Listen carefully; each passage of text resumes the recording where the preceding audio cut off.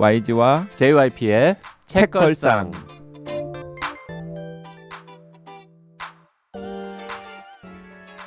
책에 관한 걸쭉하고 상큼한 이야기. YG와 JYP의 책걸상이 찾아왔습니다. YG 강량구입니다. JYP 박재영입니다. 박평 박혜진입니다. 이번 주에는 마이클 온다치의 기억의 빛, 원제는 워라이트 읽고 있습니다. 자, 저희가 쉬는 시간에 논의를 좀 했습니다. 네, 그래서 엄마 직업은 밝히는 걸로, 그리고 마지막 반전은 안 밝히는 걸로. 그리고 약간 소설의 전체적인 얼개를 좀 소개를 해주는 게 좋을 것 같아요. 그렇습니다. 네, 하십시오. 네, 일단은 그 지난 시간에 이야기를 한 것처럼 이 기억의 빛은 그 당시 1945년에 14살이었던 이제 너세니얼이 나이가 많이 든 다음에 20대 후반. 20대 후반 정도가 되었을 때 그 당시를 회고하면서 쓴 시기고요. 그래서 근데 회고를 그냥 굉장히 자세하게 막 이렇다 저렇다 이런 식으로 이야기를 하는 게 아니라 약간 막 기억이 잘 안 나는 노인이 그 머릿속에 인상적인 장면들을 그냥 하나씩 이렇게 털어놓는 듯이 그런 식으로 이야기를 해요. 그 화자는 이제 20대 후반인데 작가는 70대 후반이기 때문에 생기는 괴리 같은 건가요? 맞아요. 그래서 저도 그 나중에 20대 후반에 이렇다고? 라고 할 때 조금 근데 이제 20대 후반인데 그 1부와 2부로 나눠져 있잖아요. 그러니까 2부가 20대 후반의 이야기인 거고 1부가 10대 때 이제 엄마 아빠는 갑자기 사라지고 이상한 사람들이 들어와서 집을 점령해서 우리를 돌봐준다고는 하는데 심리적으로는 되게 불안정하고 이런 상황인데 어린 시절에 보는 것들은 다 불확실하잖아요. 그러니까 여기서 자주 나오는 것들 중에 하나가 어린 남자애가 뭘 알겠어. 이 문장이 자주 나오거든요. 그러니까 굉장히 제한된 상황에서 제한된 정보로만 낯선 사람들과 낯선 상황을 보니까 이 사실 봐도 기억할 수가 없는 거죠. 그러니까 기억이 다 굉장히 불완전하고 파편화될 수밖에 없는. 그런 효과까지 노리고 그 일부를 서술을 한 거다. 네. 맞네요. 그래서 제가 지난 시간에 책을 다 읽고 나서 앞에서부터 다시 보면은 이건 이런 맥락이었구나, 이런 맥락이었구나. 이제 이렇게 좀 재별이 된다라는 말씀을 드린 적이 있는데 방금 박평이 이야기한 것과 이렇게 같은 일맥상통하는 대목인 것 박평 같아요. 말씀은 똑같이 화자는 28세지만 1부는 14살 무렵의 이야기를 쓰고 있고 2부에서는 지금 28살 무렵의 이야기를 쓰고 있기 때문에 네. 전반적으로 뭔가 톤이 다르다. 다를 수밖에 없죠. 그리고 이 이야기는 우리는 그런 거 못 느끼고 그냥 이게 읽었지. 왜 기억에 비치겠어요? 나는 왜 이렇게 불친절한 거야 하면서 짜증냈는데. 그게 우리의 기억은 우리의 삶에 불친절하죠. 내가 내 삶의 화자가 돼서 내 인생을 이렇게 쓴다고 할 때 기억이 가지런하게 오지 않잖아요. 저는 너무 확실하게 오는데요. 이제 그 착각인 건데. 착각이지.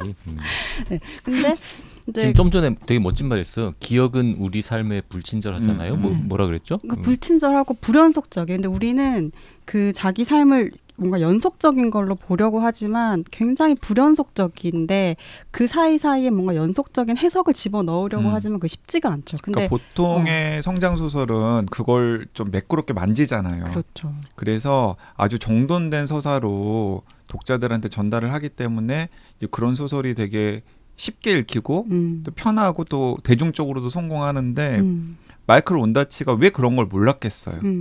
근데 일부러 그런 전략을 택하지 않고 방금 박평이 정리한 것처럼 굉장히 독자로 하여금 당혹스럽고 약간 작가가 너무 불친절한데 혹은 화자가 너무 불친절한데 하는 느낌이 들 정도로 그냥 파편적으로 그냥 이렇게 저렇게 하고 정보들을 준단 말이죠. 그래서 그 본격적인 이야기가 언제 시작해? 라고 지난 시간에 JYP가 한 몇 페이지 읽다가 투덜댔다고 그랬잖아요. 근데 저도 똑같았어요. 이게 왜 이렇게 내용 전개가 안 돼? 저는 아까 JYP는 뭐 10쪽 뭐 이렇게 얘기했지만 사실 1부가 내내 불친절했고 1부는 내내 알기가 힘들어요. 근데 심지어 일부에 자극적인 이야기 엄청 많아요. 자극적인 얘기 많죠. 남자 어린애니까.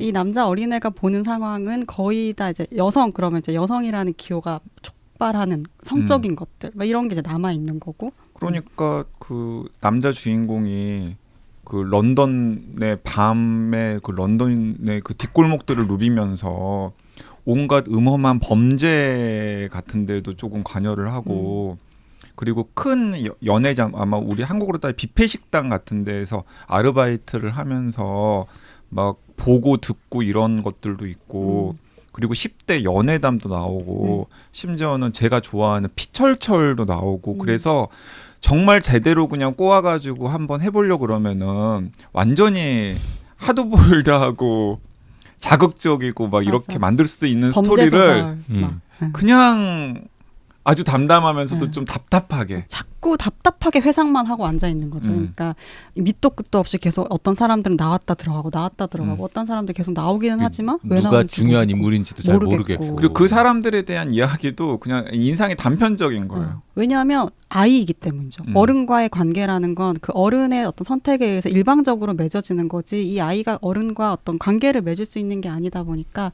모든 건 그냥 다 모호하게 남아있는 거예요.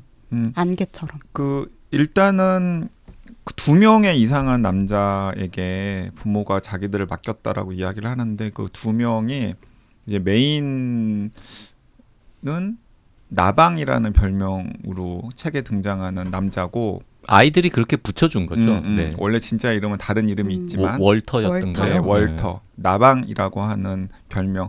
그 원서를 보니까 원서는 그냥 모스더라고요. 그걸 그냥 그대로 번역을 한 거더라고요. 나방. 모스. 네. MOTH. 네. 그리고 그 이제 그 나방이라는 별명의 사나이가 친구 사이인 것 같아요. 근데 마치 그도 자기 집처럼만 놀러를 오는 거야.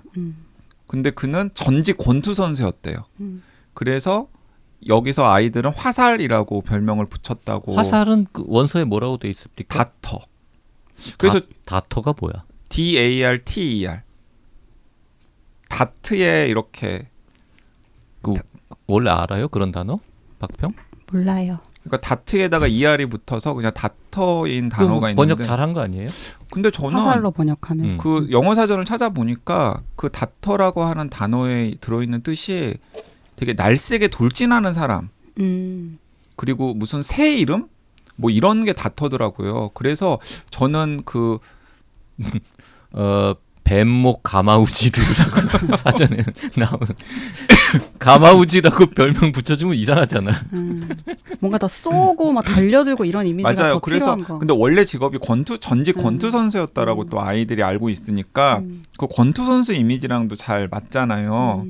그리고 또 약간 뒷골목의 여러 가지 사정에도 굉장히 능하고 그리고 그 나방이라고 하는 아저씨가 좀 신중한 아저씨라면 이 다터라고 하는 이 화살이라고 불리는 아저씨는 좀 더 재미있고 그리고 약간 도발적인 그 캐릭터로 나오기 때문에 연애도 훨씬 더 좀 드라마틱하게 하고. 그래서 화살을 쏘는 사람이군요. 그러니까 그 새들 중에도 뭔가를 이렇게 훅 뱉어가지고 이렇게 사냥하는 그런 그런 새들을 다터라고 부르는 모양입니다. 그러니까 화살을 쏘는 사람인데 그냥 번역가가 화살이라고 번역을 한 거고. 그래서 그냥 그냥 모스라는 단어나 혹은 다터라고 하는 그 고유명사를 그냥 살려줬어도 독자로서 그 어감을 좀 그냥 전 반댈세. 반대예요. 모스라고 한글로 모스라고 쓰면은 무슨 버거도 생각나고 모스버거, 이끼도 생각나고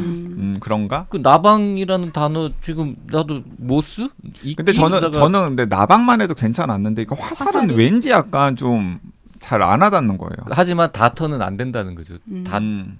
다트라고 해도 좀 애매하고. 사람들이 찾아봤을 때 거기서 딱 끝나지 않고 더 모호해지고 막 이럴 수 있으니까. 그러니까 다터가 뭐야? 그래서 나방이랑 어쨌든 그리고 화살이라고 하는 두 사람. 근데 저는 이것도 명확하게는 드러나지 않는데 약간 나방은 누나 담당. 그리고 화살은 자기 담당. 혹은 자기랑 훨씬 더 친밀해요. 그래서 나방은 누나랑 친밀하고 그다음에 화살은 자기랑 친밀해서 자기는 주로 화살 아저씨를 따라다니면서 밤거리를 누비고 다니고 그리고 또 화살 아저씨의 애인에게 묘한 연정을 느끼면서 저 여자가 나의 연인이었으면은 어떨까 하는 그런 망상 같은 거, 환상 같은 것도 뭐 품어보고 그리고 이 누나와 그리고 나방 아저씨의 관계는 굉장히 친밀한 관계로 나오는데 그 친밀함의 정도가 어느 정도인지에 대해서는 이 소설에서는 명확하게는 안 나와요. 너무 불확실하죠. 불확실하게 나와요. 많은 게 불확실하죠. 네. 아니 다 좋았다니까요. 문장도 진짜 아름답고 그리고 그 1945년의 런던 풍경을 내가 어떻게 알겠어요. 근데 많이 알았어 이번에. 그래서 그리고 그 뭐 개 그 투견? 밀수입. 개싸움. 개싸움 뭐 개경주. 음. 개싸움이랑 다른 거 아닙니까? 다르죠. 하지만 그것도 개싸움 아닌가요? 개싸움은 개가 치고받고 싸우는 거고 지금 소설에 나오는 거는 개경주. 개가 경마하듯이 경견 이런 말은 없잖아. 근데 하여튼 개경주 이런 건데 어쨌든 그 경주견을 밀수입해 와가지고 이렇게 막 배 타고 다니면서 밤중에 거래하고 이거 다 신기하고 재밌었어요. 그리고 지금 얘기한 그 나방과 레이첼 또 화살과 이 남자 주인공과 너세니얼 그 화살의 애인과 뭐 이렇게 다 재밌었어. 내가 불만인 건 아니 그래도 스토리가 그래도 있어야 될 거 아니냐. 이게 엄마는 지금 어디 가서 뭘 하고 있는지 아빠는 어디 갔는지. 그리고 이제 중간에 엄마와 관련된 중요한 사실을 또 이 남매가 발견하는 거예요. 엄마에 대한 중요한 사실을 하나 발견하잖아요. 그 순간에 갑자기 이제 드디어 이제 이야기가 시작된다 이러면. 근데 다시 돌아가. 그 얘기는 해도 됩니까 안 됩니까? 뭘 발견했는지는 보도자료에도 나와요. 보도자료에 나와? 그럼 그 얘기해도 되지. 아니 보도자료뿐만 아니라 책에도 나올 걸요. 책에는 안 나오나? 아니 책에는 모든 내용이 다 나오지. 아니 책 뒤에 설명에. 책에 안 나오는 내용이 어디 있어? 표지 뒤에 그건 안 나오는. 네, 그건 안 나와요. 근데 그건 뭐 중요한 포인트니까. 근데 그거 중요하지 않아요. 아니 그러니까 왜냐하면 스토리가 있을 것 같은 그렇죠. 착각을 하게 하잖아. 거기까지 얘기해도 되겠다 그죠? 네, 초반이니까. 제가 지금 또 궁금한 건 이거예요. 엄마 직업도 아니고 사실 여기서 되게 중요한 건 2부에 딱 가자마자 이 28세 청년이 어떤 일을 하는가. 사실 그게 되게 중요하잖아요. 그러면서부터 이 1부를 왜 이렇게 썼고 이 주제가 뭐고 이런 게 다 풀려져 나오는 거라고 저는 그럼 생각하거든요. 우리 직업 이야기하기로 했잖아. 근데 직업은 얘기하는 2부의 직업까지 이야기해? 그러니까 2부에 이 주인공이 뭐 하는 사람이냐, 어디에서 일을 하고 왜 1부 이게 무슨 의미냐 얘기하려면 자, 우리 어디까지 스포할 건지는 아니. 박평이 정해야 돼. YG가 정하면은 또 악플 달리거든. 우리 이렇게까지 이야기에다가 다 얘기를 안 해줘. 그러면은 청취자들이 내가 진짜 속 터져가지고 읽고 만다. 뭐 건강을 청취자분들의 건강을 일단 그 위해서도. 얘기를 합시다. 초반에 그 엄마 아빠가 이제 싱가포르에 간 걸로 알고 이 이상한 아저씨들하고 뭐 나름 재밌게 살고 있는데 갑자기 누나가 야 일로 와봐봐. 그러고는 지하실에 내려갔더니 엄마가 싱가포르 간다고 꽁꽁 쌌던 그 커다란 가방이 그냥 있는 거야. 집에. 너무 소름 끼쳐. 그 순간이 이 소설 전체에서 제일 재밌는 순간. 맞아요. 네. 그리고 심지어는 그 누나가 이야기도 하잖아. 내가 혼자서는 못 열어봤다고. 혹시 시차라도 있을까 봐서. 그러니까. 맞아. 그래가지고는 열어봤더니 엄마가 싸놓은 짐 그대로. 옷들. 그리고 엄마가 그냥 싼 것도 아니에요. 막 아이들한테 보라고. 뭐 싱가포르 가면 너무 덥다니까 이런 모자가 필요할 거야. 싱가포르 가면 너무 근데 맨날 덥지만은 않대. 밤에는 날씨가 서늘하기도 하니까 이런 좀 두꺼운 옷도 필요하대. 이러면서 다 티내면서 과시를 하면서 다 보여주게 쌌는데. 그랬는데 그 가방이 그냥 집에 있어. 그럼 엄만 어디로 어디 갈까? 간 거야? 근데 자기를 돌봐주는 그 나방 아저씨랑 화살 아저씨는 뭔가 아는 것 같아. 그러게. 그래가지고 걱정하지 마라. 엄마 아빠 둘 다 잘 지내고 있다. 우리가 계속 연락하고 있으니까 엄마 아빠가 어떻게 되었다라고 생각하지 말고 그냥 너희들 하는 일 열심히 하면 된다. 근데 이제 아빠는 유니레버라고 하는 회사에 다니는 걸로 아주 초반에 나오잖아요. 근데 엄마가 하는 일은 처음에도 약간 불명확하죠. 불분명하게 나오지만 뭔가 하여튼 일은 하고 있는데 그 어렸을 때도 아이들은 이 엄마가 뭔가 위험한 일을 하는구나. 그런 느낌 동시에 엄마는 뭔가 공무원이구나. 위험한 나라를 위해서 일하는구나. 위험하고 공무원이고 그다음에 전쟁통에 뭔가 중요한 역할을 수행했구나. 전쟁과 관련된 위험한 일을 하는 양반인가 보다. 이런 정도의 느낌. 그래서 아무튼 우리는 이제 그 시점이 되면은 아, 엄마 아버지가 다 뭔가 이렇게 정부 비밀 조직의 조직원인가 보다. 특수 임무 수행차 어디 싱가포르이 아닌 어디든 갔나 보다. 그럼 이 이상한 아저씨들도 같은 조직의 다 요원들인 건가? 요 정도까지 생각하는 상황이 되고 우리 여기까지 얘기해도 되잖아, 그죠? 그런 생각을 하게끔 인도를 하죠. 유도를 예. 하죠. 마치 월라이트처럼. 맞아요. 맞아, 그래. 그래서 워라이트구나. 자꾸 그렇죠. 잘 안 보여요. 열심히 읽어야 껌껌한데 뭐 단서가 하나씩 나와. 글자가 안 보이는 건 아니에요. 글자가 안 보이면 노안이고요. 근데 그런 문구도 나와요. 그러니까 일부에서 그 소년의 눈으로 보니까 이 사람들은 막 등장하는데 이 사람들 누군지는 모르겠지만 켠켠에 그 사람들 삶의 단서들이 보였다고. 그러다가 사랑에 빠져 또. 그래가지고 일부의 또 뒷부분은 또 그 10대 사랑 이야기예요. 그러니까 이게 이제 종잡을 수 없는 소설이에요. 그러니까 일부는 그냥 집안 분위기 이상해진 소녀의 그러니까 약간 불안정한. 그래서 둘 사이에 가장 중요한 게 맨날 우리 둘이 안전한지 거잖아요. 그러니까 우리가 안전할까? 지금 다시 스토리를 이렇게 되짚다 보니까 이야기가 아주 없진 않아. 근데 그러니까 되게 없는 것처럼 느껴져. 이야기가 너무 많다니까요. 이야기가 연결이 안 될 뿐이에요. 음. 하나의 이야기가 아닐 뿐이에요. 그래서 올리버라는 그 여성도 나와서 그러잖아요. 너는 그냥 많은 이야기들 중에 하나일 뿐이야. 자아는 중요하지 않아. 이 얘기 되게 의미심장한 얘기를 하고 사라졌던. 네. 이야기는 많지만 그 중에 하나일 뿐인 거죠. 모두가. 그리고 저는 이 일부의 뒷부분에 아주 극적으로 피철철이 나와요. 근데 그 극적인 장면을 정말 이렇게 억누르면서 아무렇지 않은 것처럼 흑백으로 썼죠. 피철철 네. 나오는 장면. 쓰는 것도 작가의 정말 대단한 절제와 대단한 재주다라는 생각이 들었어요. 욕심이 날 것 같거든. 그래서 뭐 하여튼 일부가 왜냐면 그때 중요한 등장인물 중에 한 명이 죽잖아요. 맞아. 그 170쪽쯤 가서 이제 1부가 끝나고 2부로 딱 넘어가면 바로 이제 28살이 딱 됩니다. 그러면서 본인의 직업이 요 즈음에 공개가 되죠. 그리고 엄마의 직업을 따랐죠. 이 얘기는 해도 되는 거야? 약간 그러니까 엄마의 직업을 우리는 이야기한 적이 없으니까.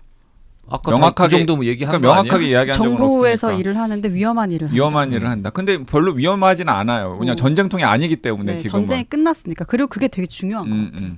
그러니까 아무튼 그 아들도 공무원이 됐다라는 정도로 이 공무원이 되어서 그 당시에 엄마나 혹은 아빠나 혹은 자기들을 돌봐줬던 그 아저씨 아줌마들이 어떤 사람들이었는지를 알고 싶은 욕심이 생기잖아요.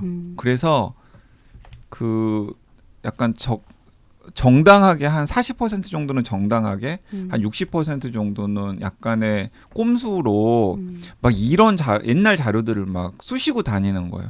그래서 그 옛날 자료들을 통해서 그 파악한 진실과 그리고 엄마랑은 다시 만나게 되잖아요. 그 얘기는 해도 되죠. 2부에서는 엄마랑 만나거든요, 다시. 자, 그 얘기를 한다는 건 아버지랑은 다시 못 만난다는 얘기를 하는 거잖아요. 그것도 스포 아닙니까? 아, 그러면 아버지도 만날 수 있다.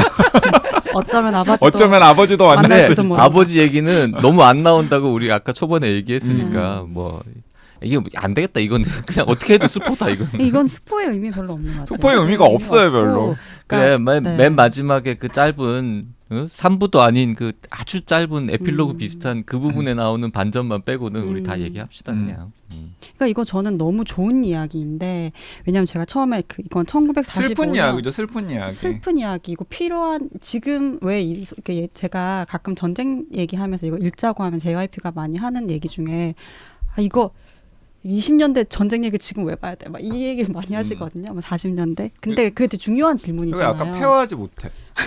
항상 옛날 얘기 짜증난다고 그러면서 1945년 런던이 되게 좋았다고. 1945년 런던은 왜 좋냐고. 아니 전쟁 얘기는 아니잖아. 그거는. 그래서 근데 저도 그런 거 되게 중요하다고 생각하거든요. 그 옛날 얘기를 지금 읽는 것도 왜 중요하며 그리고 지금 그걸 새삼 쓰는 게 왜 또 중요한가 이런 질문을 할 수밖에 없는데 이거는 전쟁 얘기긴 하지만 사실 전쟁 끝난 시점의 얘기거든요. 그러니까 저는 읽고 나서 이게 전쟁이 끝난다는 게 어떤 의미인가. 이게 전쟁이 종료된다고 해서 종식 선언이 된다고 해서 끝나는 게 아니고 왜냐하면 전쟁이 끝난 이 선언이 돼도 계속해서 그 일들을 전쟁 때 수행해야 했던 일들을 하는 사람들이 있잖아요. 그러니까 살아왔던 삶의 방식과. 그리고 또 전쟁의 상처가 어떤 식으로든지 간에 아물지 않기 때문에 그냥 공식적인 전쟁은 끝났지만 개인은 계속 전쟁 중인 맞아요. 그 전쟁의 상황. 뭐 후유증일 수도 있고 그리고 누군가에게는 계속 보복은 이어지고 상처는 계속되기 때문에 그럼 전쟁이 끝난다는 건 진짜 어떤 의미인가? 전쟁은 언제 끝나는가라는 걸 궁극적으로 질문하게 만드는 얘기였고 사실 한 개인이 사적인 어떤 기억 속에서의 개인도 있지만 공적 기록 속에서의 개인도 있잖아요. 근데 이 두 가지가 이제 섞이면서 과거의 그러니까 앞선 세대의 사람들을 어떻게 판단해야 되는가?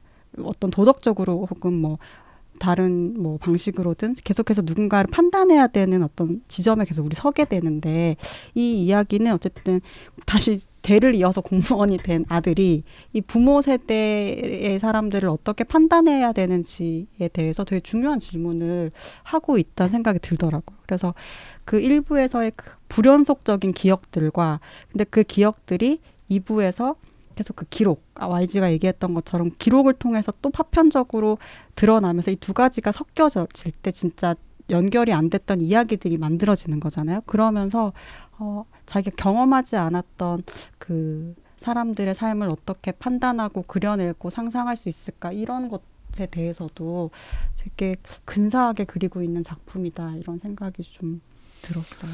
그 지난번에 언젠가도 비슷한 경험을 했는데 방송 시작하기 전에는 이거 되게 별로였어, 재미없었어 이러고 시작했는데 박평 얘기 듣다 보니까 되게 아주 훌륭한 소설이었네, 재밌었네 이랬던 것 같은데 오늘도 그런 분위기인데 지금 박평이 추천한 소설 들을수록 중에 되게 근사하다, 네, 근사하고 공감된다. 훌륭하죠. 그래서 네. 시작할 때 아름다운 소설이라고 하셨잖아요. 저도 아름다운 진짜. 소설이라고 네. 했어요. 그러니까 이게 막 내 취향이 아닐 뿐이지. 그러니까 혈흔이 확 낭자하지 않을 뿐이지 혈흔을 이렇게 움키고 있는 거예요. 그러니까 관념적으로. 그래서 되게 좋았고 그 뒷부분에 할 얘기가 훨씬 많은데 맞아요. 그런 이야기들 다 하면 너무 스포겠죠? 근데 만약에 글을 쓴다 그럼 다 할 수밖에 없는 거죠. 거기서 의미가 다 나오는 것들이니까. 그러니까 저는 그 문장 기억나는데 그 무언의 수정자들 기록을 보고 어떤 건 남기고 어떤 건 삭제할지를 계속 이제 판단하는 일을 하는 거잖아요. 그렇게 해서 역사가 쓰이는 건데 그걸 이제 사실 누가 판단해요? 그냥 사람들이 보고 판단하는 거잖아요. 네. 그래서 그런 역사적 수정 작업과 함께 개인의 역사들은 계속해서 뭔가가 발굴이 돼야지 그냥 그렇게 일방적으로 역사에서 사라지지 않는 거니까 뭐 그런 지점에서도 질문할 수 있는 게 되게 많은 얘기인 것 같아요. 그래서 저는 이게 그래서 현대적인 가치가 뭐가 있냐 그러면 사실 전쟁에 대한 것도 이제는 좀 다른 판단을 하게 되긴 하지만 너무 눈앞에서 실제로 전쟁이 막 벌어지고 있어서 그 감각도 옛날보다 달라지긴 했지만 너무 뭔가 판단해야 될 일이 많아요. 사람에 대해서. 빠른 시간 안에. 근데 그게 얼마나 불가능한 일이고 누군가를 도덕적으로 판단하는 게 얼마나 힘들고 불가능한 일인지에 대해서 되게 체감하게 되는 얘기기도 했어요. 그 마이클 온다치 같은 작가가 전쟁이라는 상황 속에서 던져진 사람들의 이야기에 관심을 갖는 건 저는 그런 맥락인 것 같은데 이게 전쟁 상황이라는 건 일상생활에서 극적으로 드러나지 않는 사람들의 가장 극단적인 모습들이 서로 충돌하는 배경이 될 수밖에 없잖아요. 자, 그러면 이제 그 속에서 등장 인물들은 어떤 식으로든지 간에 갈등하고 뭐 서로 연대하고 사랑하고 뭐 미워하고 이러면서 선택을 할 수밖에 없는데 이제 그런 선택들을 우리가 간접 경험하면서 이제 인간에 대한 이해나 세상에 대한 이해를 좀 더 깊게 할 수 있겠다라는 생각이 들고 이제 그런 취지에서 저는 이 마이클 온다치도 그 전쟁 상황 혹은 전쟁이 끝나긴 했지만 여전히 개인들은 전쟁을 하고 있는 그런 상황을 뭐 잉글리시 페이션트나 기억의 빛 같은 소설로 그려본 게 아닐까라는 생각이 들어요. 그리고 이 작가가 지금 40년대생이잖아요. 그래서 뭐 전쟁의 한복판을 경험한 건 아니지만 그 전쟁 이후를 경험한 세대인 거잖아요. 근데 그 세대가 어떻게 보면 중요한 한 세대가 지금 이제 저물어가고 있는 건데 전쟁을 직접 혹은 간접적으로라도 네. 경험해 본 세대. 전쟁 이후 속에 있었던 그 사람이 그 기억과 기록이라는 걸 가지고 하나의 이야기를 만들고 한 시대와 세대를 바라볼 수 있는 이야기를 쓴다고 했을 때 굉장히 중요한 이제 마지막 세대일 수 있다는 생각도 들어서 이런 얘기는 나오면 이제 더 관심을 가지고 보게 되는 것 같아요. 정말 그 동시대 사람이었으니까. 그 마이클 온다치가 한창 청소년기 막 청년일 때 베트남 전쟁이 네. 있었던 정도의 시대 사람이니까 들을수록 근사하네. 다시 볼까 진짜 두 번째로? 다시 보세요. 근데 또 다시 안 볼 것 같은데. 다시 볼 시간은 사실 없어. 다음 주 방송할 책을 또 읽어야 되기 때문에. 그래서 다 읽고 나면 그 워라이트란 표현이 너무 근사해요. 맞아요. 우리의 기억은 다 깜깜하고 안 보여요. 근데 이제 떠올려지는 거죠. 타인들의 어떤 삶의 단서들을 통해서 그때 그 장면, 그때 그 아저씨 왜 그랬을까. 근데 시간이 지나서 보니까 그때 그 아저씨의 삶의 한 편이 또 이해가 되고 그러면서 계속 그 기억에 비치기도 한 워라이트 그 희미한 빛이 계속 이제 스며들면서 어떤 보이지 않았던 장면들이 계속해서 살아나는 게 인간이 자기 삶을 이야기하는 방식이고 또 그렇게 자기 삶을 살 수밖에 없는 것 같아요. 타인의 삶을 그렇게 발견해 가면서 그렇게 보면은 여기에 나오는 진짜 많은 사람들, 파편적 사람들이 있지만 그 사람들의 이야기가 나중에 다 읽고 나면 다 조금 더 이렇게 풍성하게 좀 만들어져 있는 걸 경험하게 됐던 것 같아요. 그 처음에 굉장히 많은 사람들이 등장하는데 어쨌든 끝까지 여러분들이 읽으시면은 어떤 식으로든지 간에 조금씩 진실들이 다 드러나요. 그리고 그 진실들은 때로는 굉장히 충격적이고 어떤 건 너무 슬프고 네. 내내 좀 뭉클한 뭔가 드러나면 다 좀 뭉클해요. 네, 초반에 여러 명 나오는데요. 나중에는 별로 새로운 인물은 안 나옵니다. 음. 그냥 그 사람들이 다 대부분 그래서 주요 인물. 그 나중에 딱 보고서 다시 초반에 가가지고 그 사람들의 행동이라든가 말 같은 것들을 이제 복기를 해보면은 아 이게 이런 맞아. 의미였구나 이제 이런 식으로 생각을 하게 되죠. 맞아요. 그 이제 화살에 대해서도 그냥 뭐 경범죄나 저지르고 여성 편력 되게 심하고 그런 사람인 줄 알았는데 시간이 지나서 또 다른 경로와 다른 자료들을 봤을 때 뭔가 또 다른 사람처럼 보이기도 하고 그리고 나중에 이런 것들. 그 굉장히 충격적인 반전의 주인공이잖아요. 맞아요. 그게 뭐 그 저 모든 인류에게 충격적인 건 아니죠. 그냥 네, 화자에게 약간 충격적인. 아니죠. 그래도 그건 독자 입장에서도 조금 깜짝 놀랄 만한 일이긴 하죠. 일이죠. 네. 요 표지에 대해서는 어떻게 생각합니까? 표지 좋지 않아요? 좋은데 궁금해서 또 찾아봤잖아요. 원서 표지는 똑같은가?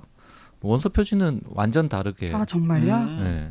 그냥 그 차 나오잖아요. 모리스라는 그때 유행하던 영국 차. 그 아마 모리스인 것 같은 오래된 차가 서 있는 근데 파란색 어스름한 새벽인지 밤중에 런던 시가 사진을 딱 넣어놨는데 사실 한국 사람 입장에서는 런던 시인지도 모르고 그 차에도 별 의미가 없기 그러니까, 때문에 우리나라 같으면은 70년대 서울의 포니 같은 걸 이렇게 딱 해놓으면 아 이게 70년대를 배경으로 한 소설이구나 라는 걸 딱 올 텐데 그래서 저는 이 표지가 오히려 훨씬 좋더라고요. 원서 표지보다.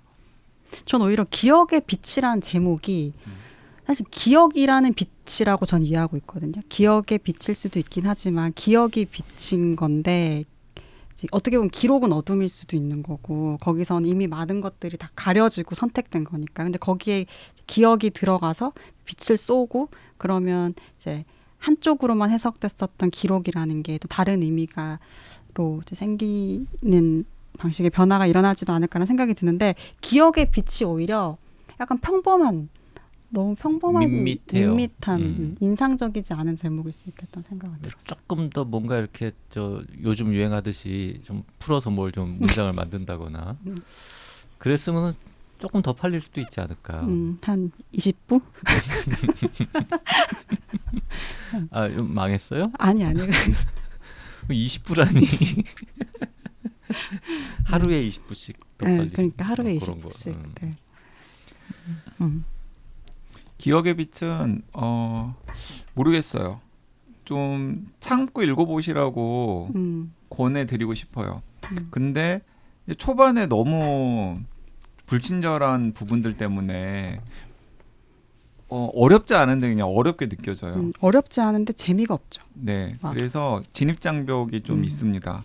근데 그 진입장벽을 넘어가면 지난 시간 이번 시간에 이제 박평이 굉장히 열띠게 옹호했던 것처럼 여러 가지 감동과 그리고 뭐 심지어는 재미 그리고 생각거리 같은 것들을 이제 얻을 수 있는 소설인데 그 벽을 이제 잘 넘어가실 수 있을지 그게 좀 걱정이 되긴 그러니까 해요. 스티븐 킹 같은 소설을 읽는 속도로 읽으면 안 되고 뭐 해밍웨이나 아니면 저런 그 우리가 볼 수 없는 모든 빛?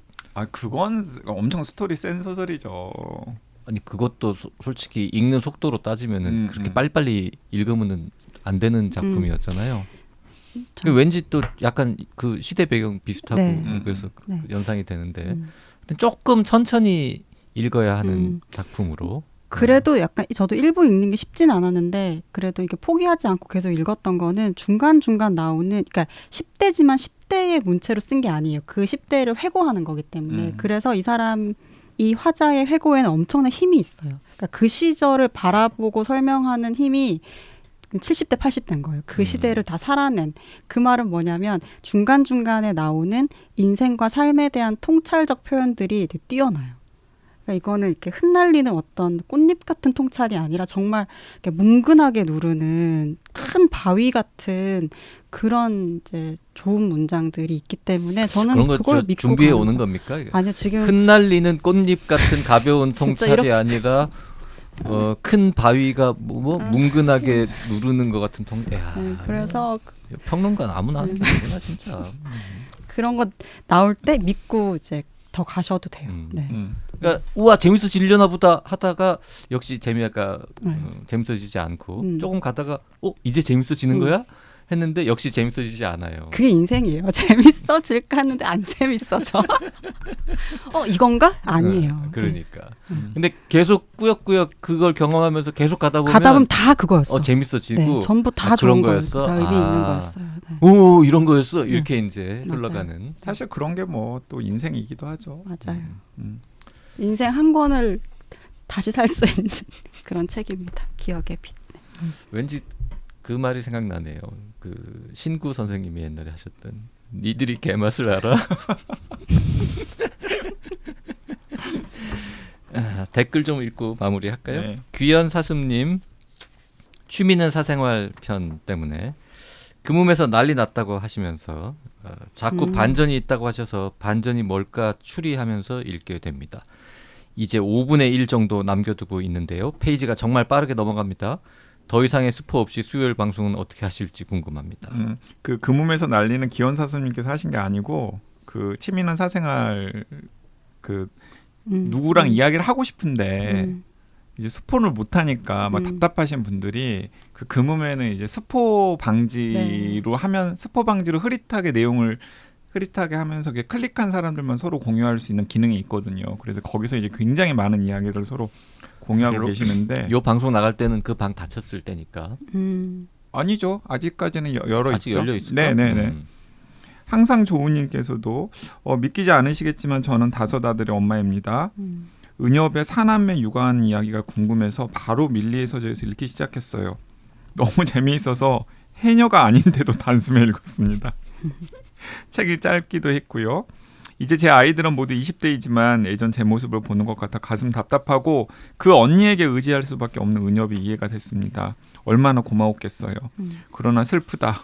재미있는 책 읽게 해주셔서 감사합니다. 해녀가 아닌데도 단숨에 읽었습니다는 뭔 말입니까 이게?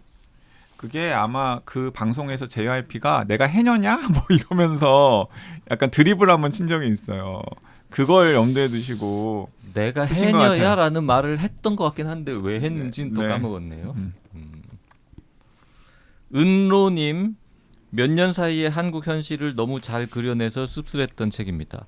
새콤달콤 이제는 못 먹을 것 같아요. 아이의 10원 한 주먹이 생각나서 아이의 새콤달콤은 다른 것이고 자신의 길을 가는 주인공이 참 현실적이어서 아팠던 책이네요.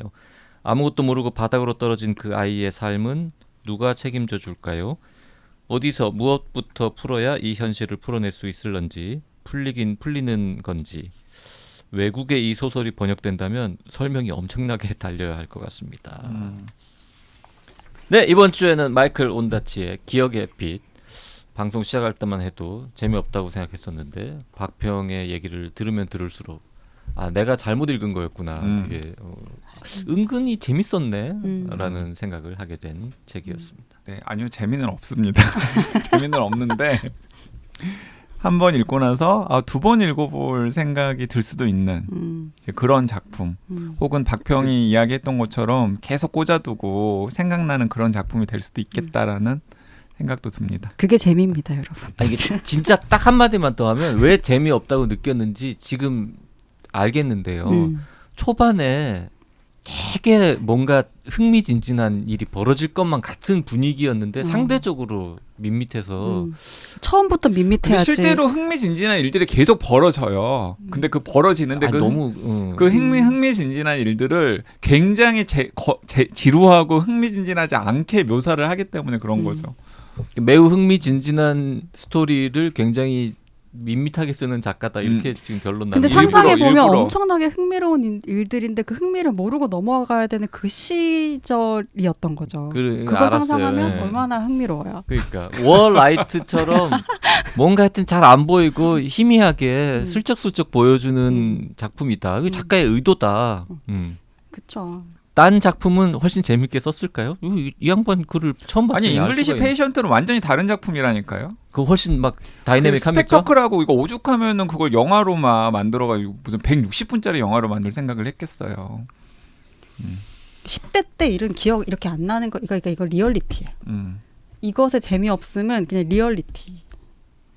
원래 10대의 기억은 희미하다. 10대 때 나 생각하면 너무 재밌었는데.